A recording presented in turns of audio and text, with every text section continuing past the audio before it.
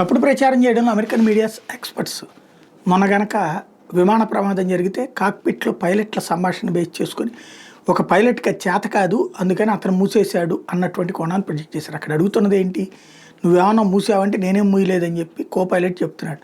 ఒకసారి అదేందో చెక్ చేయంటే అతను చేస్తున్నాడు, ఈ లోపు కూలిపోయింది. అంటే బయలుదేరిన తర్వాత అది జరిగింది.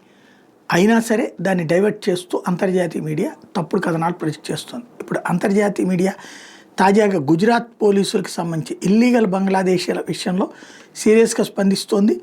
అందులో పెద్ద ఎత్తున ఏది సినిమాలో చూపెట్టినట్టు తుపాకీని గురిపెట్టి నువ్వు గనక తేడా వచ్చిందంటే ప్రాణాలు తీస్తానని చెప్పినట్టుగా నడుస్తుంది.